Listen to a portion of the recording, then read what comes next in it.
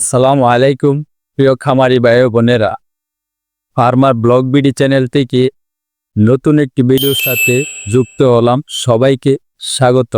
Skip না করে পুরো ভিডিওটি দেখবে।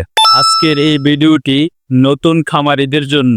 তারা নতুন খামারি, তারা অনেকেই জানেন না গাভী কতদিনে বাচ্চা দেয়।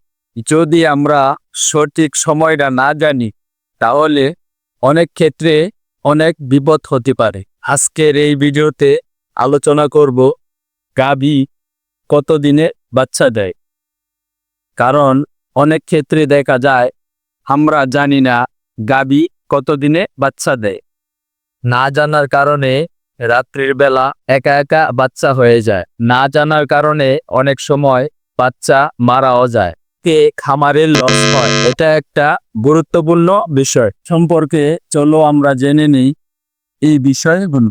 একটা গাভী সাধারণত বাচ্চা দেয় 280 দিন, অর্থাৎ 9 মাস 10 দিন। 9 মাস 10 দিনে সাধারণত বাচ্চা প্রসব করে। 280 দিনে প্লাস মাইনাস কম বেশি হতে পারে। যদি আমরা না জানি একটা গাভী 280 দিনে বাচ্চা দেয়, তাহলে অনেক সময় যে বাচ্চা 2 মাস আগে থেকে যে সুষম খাবার দিতে হয়, ক্যালসিয়াম সাপ্লাই দিতে হয়, সেটা আমরা জানি না। অনেক সময় বাচ্চারও ক্ষতি হয়ে যায়।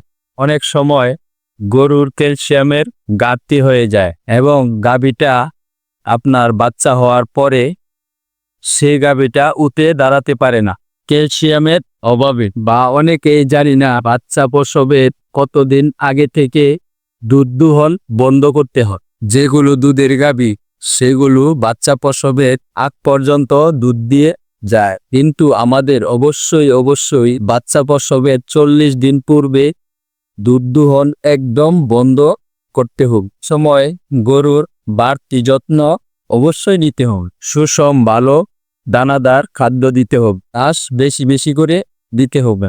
কিন্তু আমরা না জানার কারণে করি কি, বাচ্চা প্রসবের কিছুদিন আগে থেকেই খাবার বন্ধ করে দিই।